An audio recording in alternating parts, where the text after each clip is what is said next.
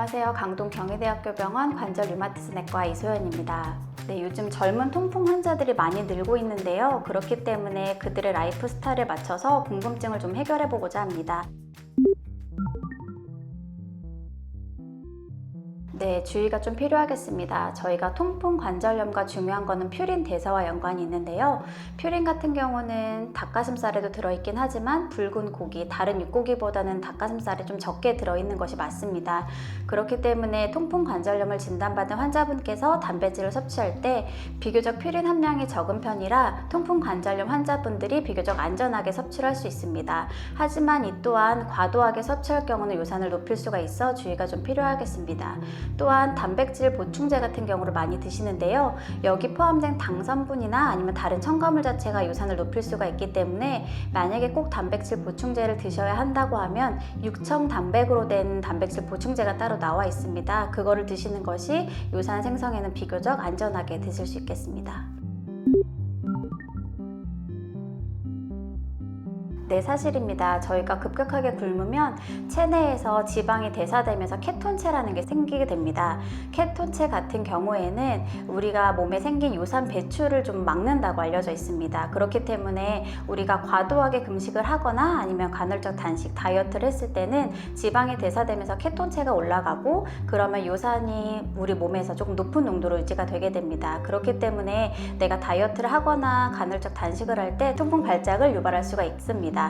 그렇기 때문에 만약에 통풍 관절염을 진단을 받았는데 내가 조금 비만이다, 체중이 과체중이라 조절이 필요하다 하는 경우에는 체중 감소하는 것이 통풍 관절염 측면에서는 매우 도움이 되는 것은 맞습니다. 그렇기 때문에 체중을 감소할 필요가 있다고 생각되시는 경우에는 한 달에 1kg에서 2kg 정도 좀 천천히 감량하는 것이 도움이 되겠습니다. 과당보다는 낫지만 물처럼 마시는 것은 실은 권장되진 않습니다.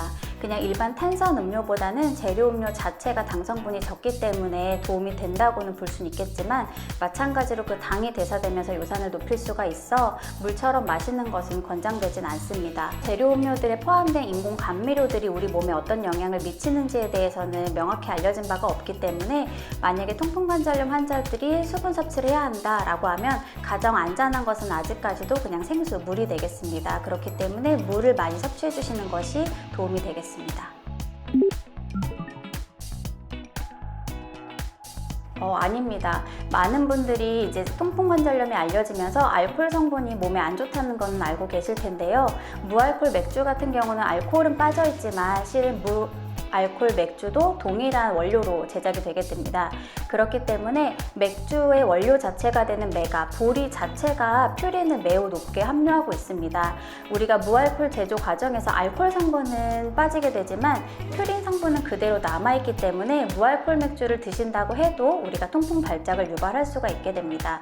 아직 우리나라에서는 알코올이 제거된 무알코올 맥주는 나와 있지만 퓨린까지 제거된 무퓨린 맥주는 나와 있지 않은 걸로 알려져 있습니다. 그렇기 때문에 무알코올 맥주를 마시더라도 통풍 발작을 유발할 수가 있어 주의가 필요하겠습니다.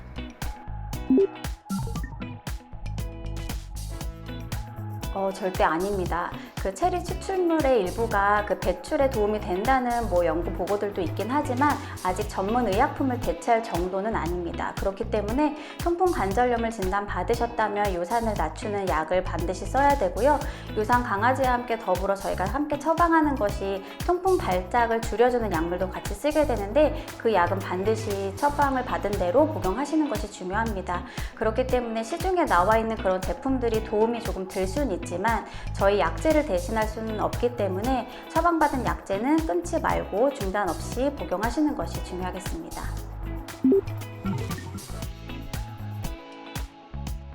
저희가 이제 요산이 높다고 해도 실은 통풍으로 바로 진단을 하진 않고요. 의미 있는 관절염이 있을 때, 통풍 관절염에 합당한 소견이 있을 때 진단을 하고, 그렇지 않고 증상은 전혀 없는데 조금 요산이 높은 경우는 무증상 고요산 혈증이라고 해서 치료의 대상이 되지는 않습니다. 그렇기 때문에 일반인들께서 증상이 없는데 굳이 이거를 낮추겠다고 그런 약을 드시거나 무리하게 꼭 섭취를 해야 될 필요는 없을 거라고 보고요. 일부는 배출에 도움이 된다고는 알려져 있기 때문에 그냥 건강이라고 생각하시고 드시는 것은 조금은 도움이 될 수 있겠습니다만 권장되는 것은 아닙니다.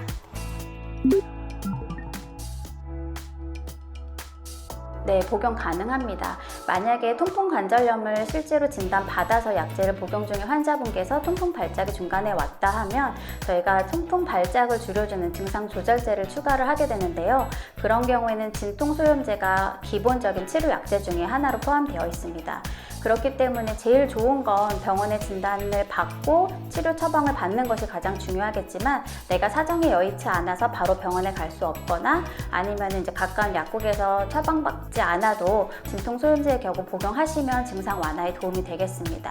하지만 통풍 관절염 같은 경우는 저희가 이제 바람에 스치기만 해도 아픈 통증 관절염이기 때문에 통증이 상당히 지속이 되고 꽤 심한 편으로 알려져 있습니다. 그렇기 때문에 집에 가지고 계시는 진통소염제 용량이 좀 부족할 경우 드신다고 해도 증상 완화가 좀 더딜 수 있고요.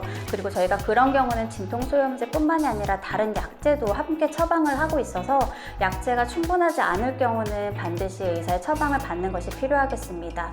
또한 진통소염제 같은 경우에는 신장, 콩팥이 안 좋다는 거는 이제 많은 분들이 좀 알고 계실 텐데, 콩팥 수치가 좀 올라가 있는 경우, 한마디로 신장 기능이 좀 떨어져 있는 환자한테서는 저희가 통풍 발작이 왔을 때 진통소염제가 아닌 다른 약제를 처방하고 있습니다. 그렇기 때문에 그런 환자분이라면 좀 조심해서 복용하셔야 되기 때문에 최대한 빠른 시일 내에 병원에 방문하셔가지고 진짜 통풍 관절염이 맞는지 통풍 발작이 맞는지 확인하면서 처방을 받아 복용하시는 것을 권유드립니다. 아니요. 부작용이 아니라 치료 시작 시 흔히 발생할 수 있는 현상입니다. 저희가 이제 치료를 시작해서 요산을 낮추게 되면 혈중의 요산 농도가 낮아지면서 상대적으로 관절에 있었던 요산 결정들이 같이 녹아 나오게 되는데요. 걔네들이 이동을 하면서 통풍 발작처럼 관절염을 유발을 하게 됩니다. 이거를 저희가 이동 통풍 발작이라고 부르고 있습니다. 그렇기 때문에 저희가 실제로 외래에서 처방을 하고 진단을 하고 하는 경우에는 처음 약제를 복용할 때 통풍 관절염 관련된 요산 낮추는 치료약에 포함하여 그 발작을 최대한 줄여주는 약물도 함께 처방을 하고 있습니다. 치료 시작해서 3개월에서 6개월까지는 이런 발작이 조금 더 자주 나타나고 있다고 알려져 있기 때문에 저희가 처방해드린 약제를 꾸준히 복용하시는 것이 중요하고요. 오히려 약제를 드시고 나서 아픈 것 같다고 임의로 중단하거나 변경하지 마시고요. 꾸준히 드시는 것이 중요하겠습니다. 이제 통풍 관절염이 많이 알려져 있고 비교적 치료도 잘 되고 약제도 많이 나와 있어서 조절하기 쉬운 관절염인 건 맞습니다. 하지만 통풍 관절염 한마디로 발작이 왔을 때 저희가 약제를 처방하거나 복용을 하시면 금방 증상이 좋아져서 대부분 약제를 꾸준히 드시지 않고 오시는 경우가 많은데요. 통풍 관절염의 경우 조절이 잘 되지 않으면 요산 결정이 우리 관절에 붙어서 관절 자체를 망가뜨릴 수도 있기 때문에 만성 관절염이라고 보셔야 됩니다. 그렇기 때문에 통풍 관절염 같은 경우도 다른 관절염 질환과 마찬가지로 꾸준히 관리하고 처방받은 약제를 잘 복용하시는 것이 중요한 관절염이라고 볼 수 있겠습니다. 네, 감사합니다.